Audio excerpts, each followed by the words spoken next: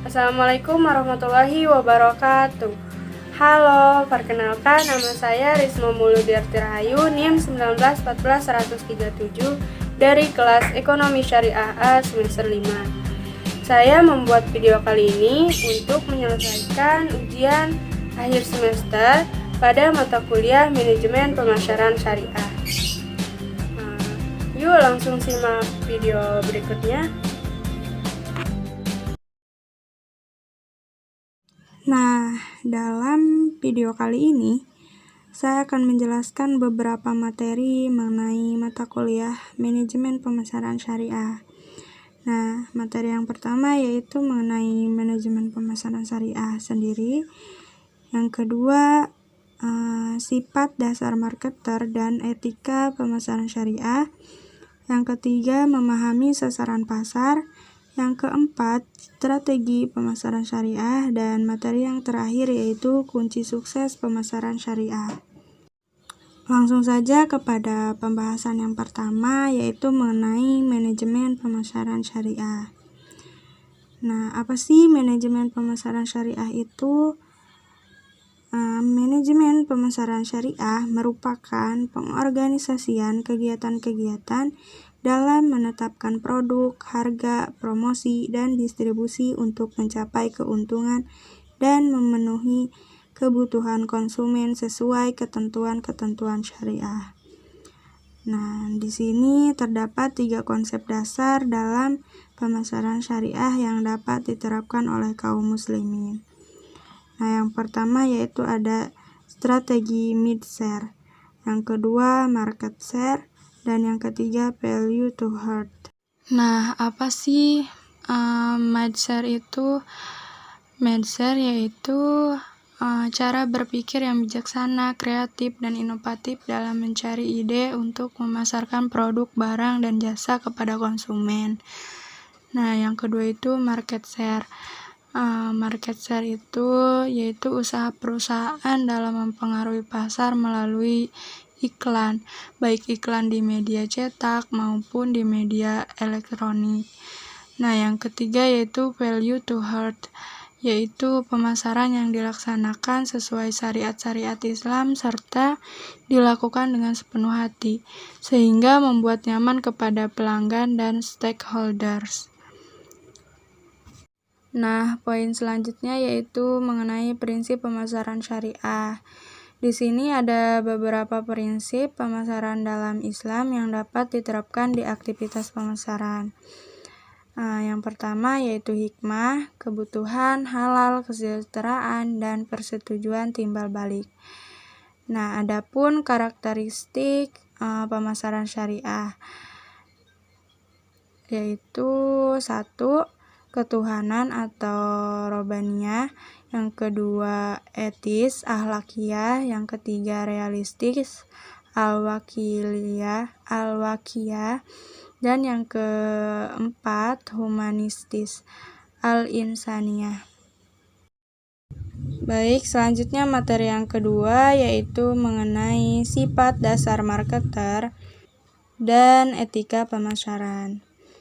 Di sini ada 4 sifat dasar syariah marketing yang dapat menjadi panduan bagi para pemasar, yaitu teistis, etis, realistis, dan humanistis. Nah, sifat yang harus dimiliki oleh marketer syariah yaitu 1. Memiliki kepribadian yang baik, berlaku adil, melayani konsumen dengan baik, jujur, tidak melakukan suap, selalu menepati janji, tidak menjelek-jelekan pedagang lain, bekerja sama, dan bermanfaat. Nah, di sini ada pola berpikir marketer muslim. Nilai-nilai Islam membentuk pola pikir dan sifat para pelakunya dalam berbuat dan bertindak. Pola pikir syariah marketer dalam mendapatkan informasi atas sebuah fakta melalui panca indera, kemudian menghubungkan dengan informasi yang telah disimpan sebelumnya, kemudian dikeluarkan melalui kata-kata atau perbuatan. Selanjutnya, materi yang ketiga yaitu mengenai Bagaimana cara memahami sasaran pasar? Nah, di sini ada definisi mengenai pangsa pasar atau sasaran pasar. Segmen pasar adalah bagian dari keseluruhan permintaan suatu barang yang mencerminkan golongan konsumen menurut ciri khasnya, seperti dari tingkat pendapatan, umur, jenis kelamin, pendidikan, dan juga status sosial. Di sini juga ada definisi pangsa pasar. Nah, pangsa pasar ialah bagian pasar yang dikuasai oleh suatu perusahaan dan seluruh potensi jual. Biasanya dinyatakan dalam persentase atau pangsa pasar adalah persentase total dari penjualan suatu perusahaan dengan total penjualan jasa ataupun produk dalam industri. Nah, di sini ada jenis-jenis pasar. Jenis-jenis pasar di sini ada dua, yaitu satu pasar konkret atau pasar nyata, yang kedua pasar abstrak atau pasar tidak nyata. Pasar konkret ialah tempat pertemuan antara pembeli dan penjual melakukan transaksi secara langsung. Barang yang diperjualbelikan juga tersedia. Contohnya pasar sayuran, buah-buahan, dan pasar tradisional. Nah, sedangkan pasar abstrak ialah pasar di mana terjadinya transaksi antara penjual dan pembeli hanya melalui telepon, internet, dan lain-lain. Lanjut ke materi yang keempat, yaitu mengenai strategi pemasaran. Di sini ada definisi strategi pemasaran. Strategi pemasaran merupakan bagian integral dari strategi bisnis yang memberikan arah pada semua fungsi manajemen suatu organisasi. Setiap perusahaan harus mempunyai sebuah keputusan untuk dapat tetap hidup serta berkembang sesuai tujuan tersebut yang ingin dicapai.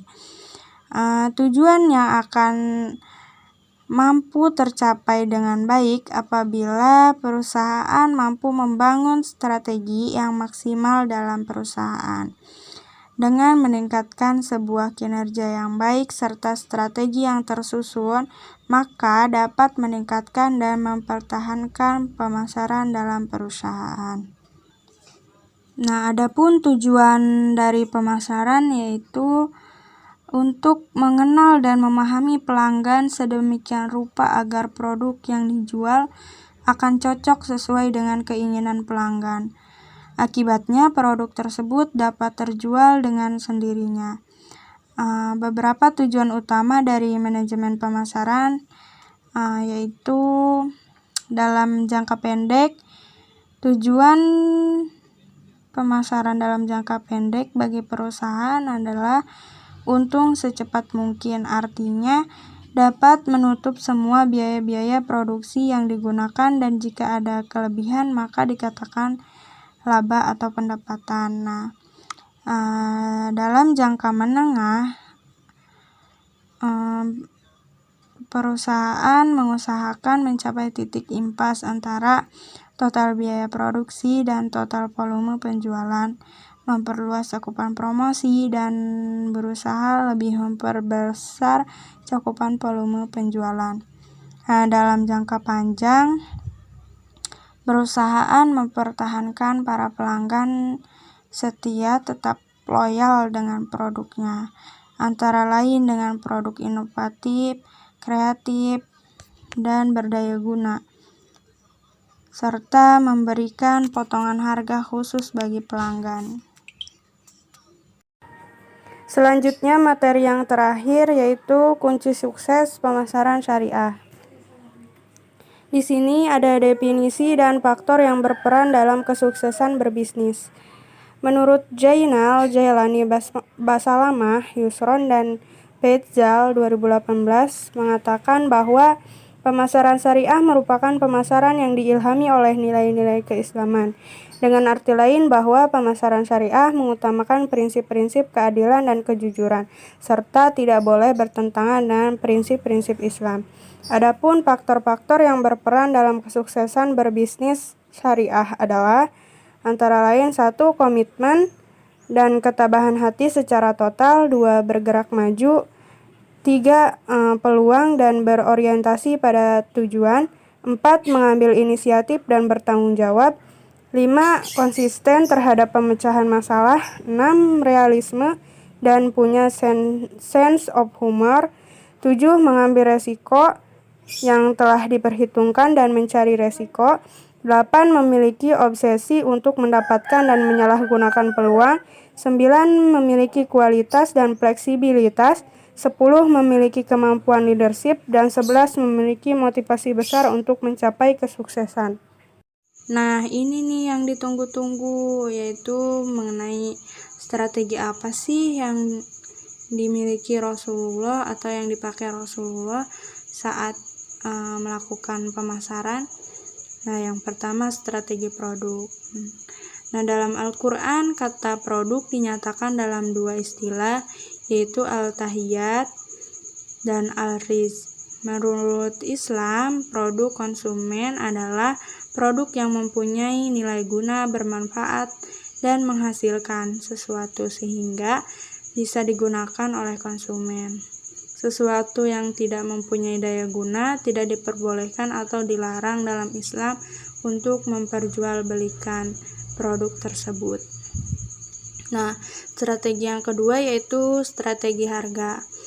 Strategi harga yang digunakan Rasulullah adalah prinsip tidak menyaingi harga orang lain dan tidak menyongsong pembeli agar membeli barang tersebut dan tidak berbohong. Nah, yang ketiga yaitu strategi tempat. Pemilihan tempat Nabi Muhammad SAW lebih menganjurkan untuk berjual beli di pasar. Nah, Rasulullah SAW bersabda, "Janganlah kamu menjual menyaingi harga jual orang lain dan janganlah kamu menyongsong membeli barang dagangan sebelum dibawa ke pasar." Nah, pada masa Rasulullah SAW, orang banyak membeli makanan dari rombongan orang-orang berkendaraan. Nabi Muhammad SAW mengirim utusan kepada mereka supaya melarang mereka menjual makanan di tempat mereka beli, sehingga mereka dipindahkan ke tempat menjual makanan. Nah, ya, strategi yang terakhir yaitu strategi promosi. Promosi yang dilakukan oleh Rasulullah lebih menekankan pada hubungan dengan pelanggan, meliputi berpenampilan menawan, membangun relasi, mengutamakan keberkahan, memahami pelanggan, mendapatkan kepercayaan, memberi pelayanan hebat, berkomunikasi, menjalin hubungan yang bersifat pribadi, tanggap terhadap permasalahan, menciptakan perasaan satu komunitas, berintegrasi, menciptakan keterlibatan, dan menawarkan pilihan. Mungkin pembahasan kali ini saya cukupkan ya teman-teman. Baik, terima kasih banyak telah menyimak video saya kali ini. Kurang dan lebihnya mohon maaf. Kesalahan datangnya dari saya, kebenaran hanya milik Allah. Terima kasih. Wabillahi taufiq wal hidayah. Wassalamualaikum warahmatullahi wabarakatuh.